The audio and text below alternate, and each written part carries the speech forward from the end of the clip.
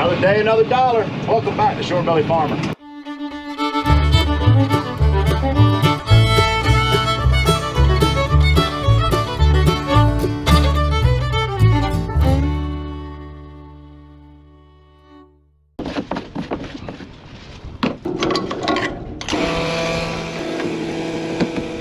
Take this time while we're filling up, walk around the machine and just look at everything. Make sure I don't see anything that's disturbing.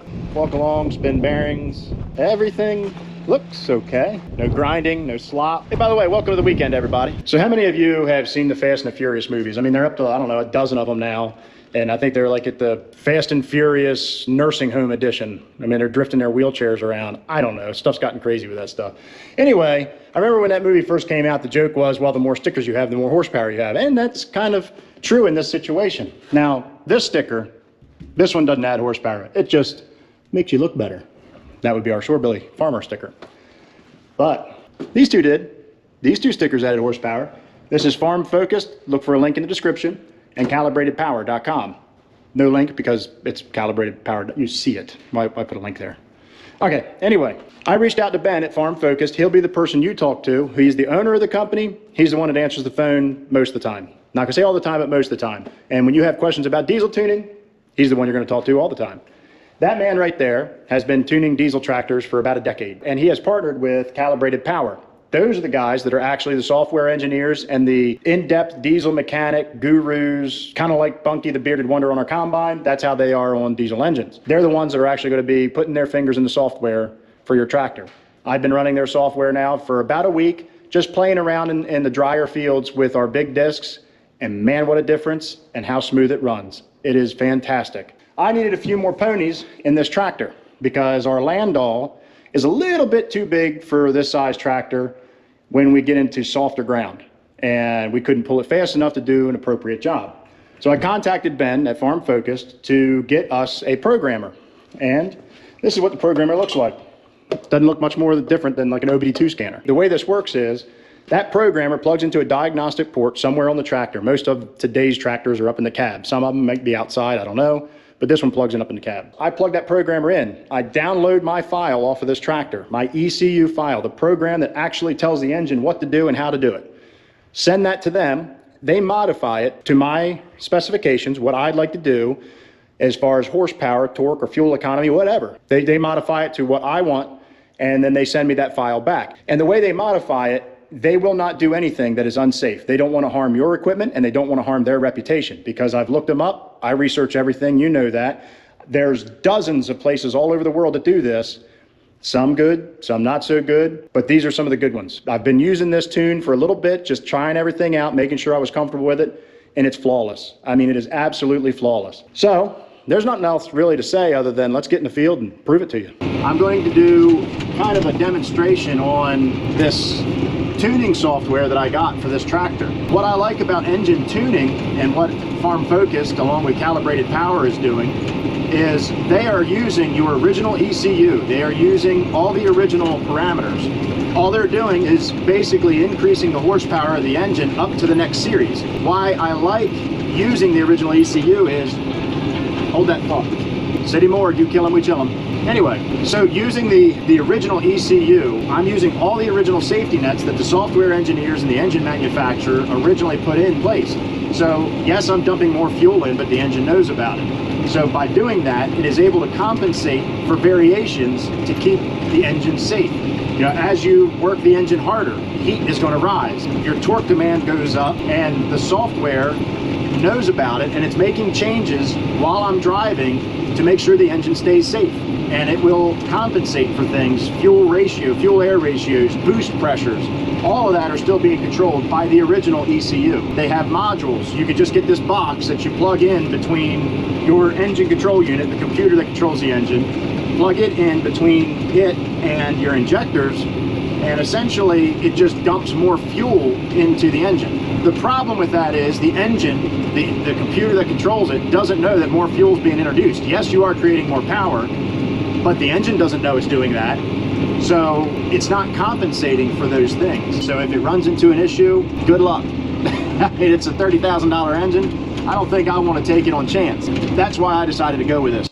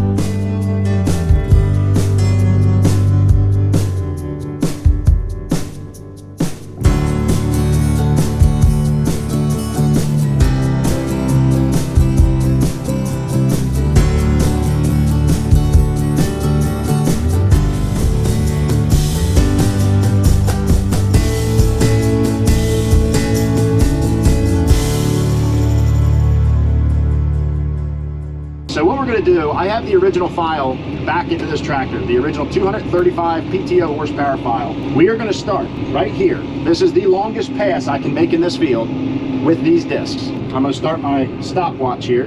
So I'm going to gear down, and I'm just going to go flat out as fast as I can from one end of this field to the other and see what time we got when I reach the other end. So we're all good to go. Disc is all the way down. I'm not going to change anything with the discs, and we are just going to go as fast as we can and go. Okay, so something I did want to show you is we are running 110%, 111% engine load. Let's see, we're doing about 22 and a half, 23 acres. It bounces around, but you can see we're running 110% engine load, 111. It is quite bouncy. It is quite a heavy load on this tractor, 115% engine load.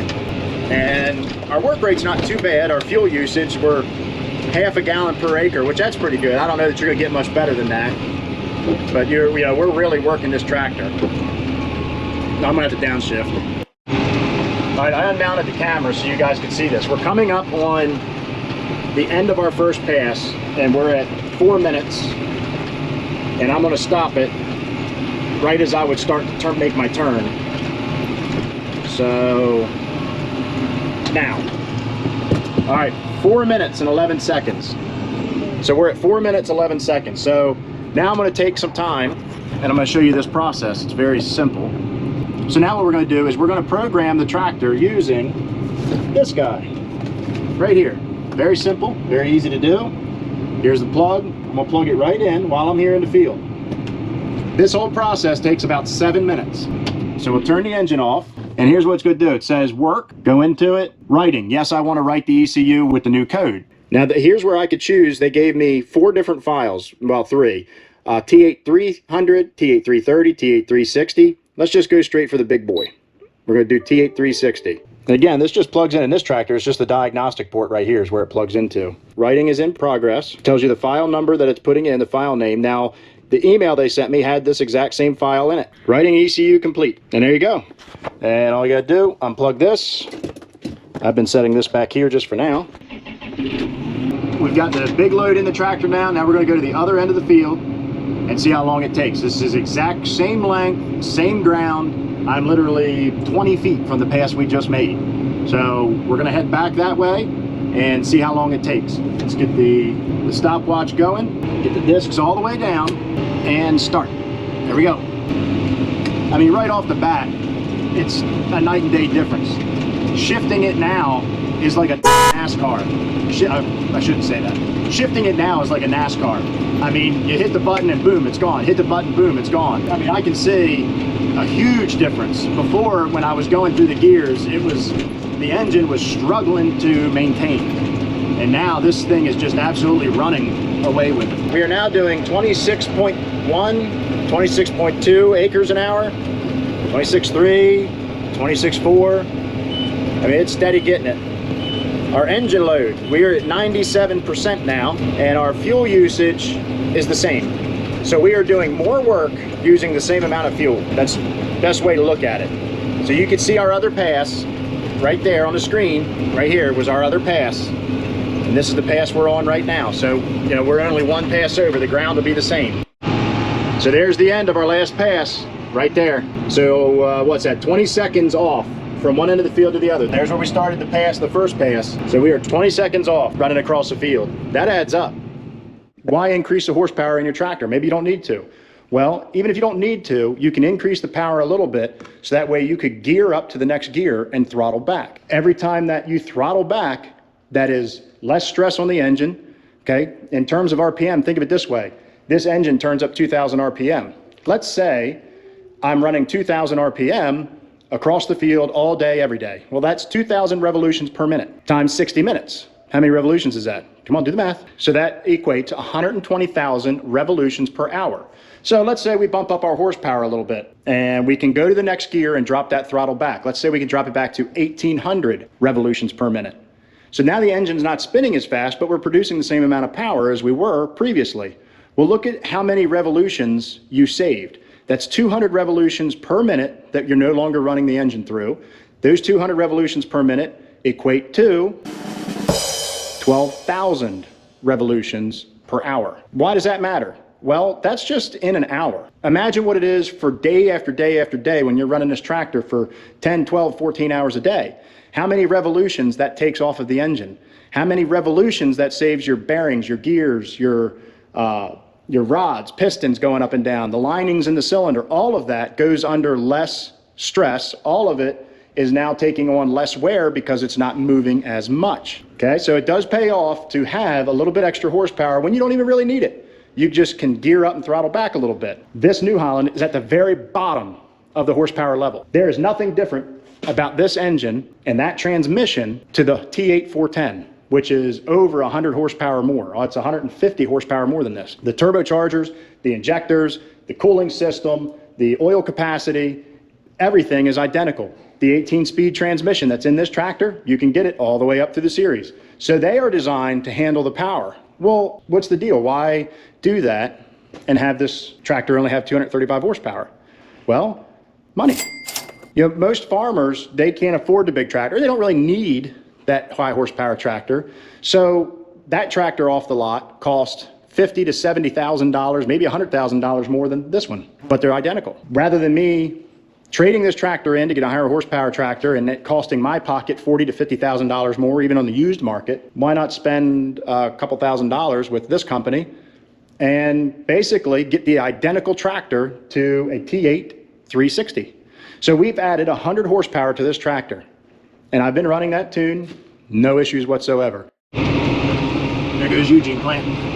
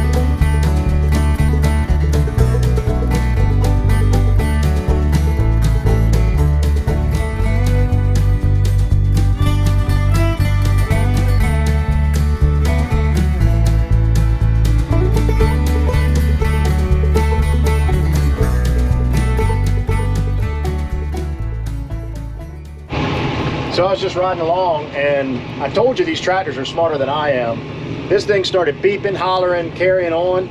I looked down at the display and look what I see. It's telling you to like, subscribe, and share. I tell you, these tractors think of everything. The stuff I forget about, they remember. Just do what the tractor says. Like, subscribe, share, you know, all the good stuff. Well, I'm riding along and I'm hearing a squeak. It's just a repetitious like squeak, squeak, squeak, squeak. And that's usually an indication of one of two things. Either a bearing is going bad or we've got something rubbing, you know, metal on metal rubbing, which means something could be stuck in the machine somewhere. So I'm just, rather than wear something out, have a breakage, better to get off and look. I don't see anything. That's turning good. That's good. And that's good. We'll see. I'll just keep running it for now. Everything seems to be fine. So I figured out what the squeak we were having earlier was. I thought it was a bearing. Yeah, I'm not afraid to admit it, but it was my seat squeaking. It happens. Little WD-40 fixed that. Should have put a lazy boy in here instead. Lessons learned. I'm gonna finish up what I got left here at this farm, which ain't much. It won't take long. We can't have this. Gotta clean that off. That's better. Well, let's kick this pig, get it done. Been a long day, but a good day. I hope the camera's picking this up. But look at that sunset. It's a combination of the dust being whipped up by this wind and a light rain, and it's making the whole it's making the whole sky glow. Looks like it's on fire. All right, back to work. Oh, what kind of man am I? Stop work to look at a sunset. I ought to be ashamed of myself. I gotta do something manly, go home and slam a beer or something. That just ain't gonna do it. You know what? You know what it's time for, folks? Lights are on. That's pretty. All right, I gotta do something manly. I don't know. I'll do a burnout with a tractor or something. Stopping to look at sunsets. What kind of man am I?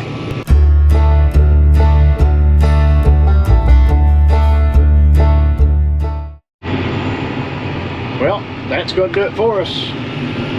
Hard to see with the camera here, but we're on our way home. Well, that's gonna do it for us today. It's dark, windy as all get out, 50-mile-an-hour winds, and raining. What are you gonna do?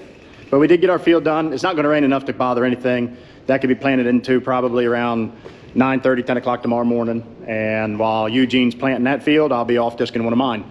So, we'll catch you all in the morning. Goodbye from Delmarva, Shorebilly Farmer, out.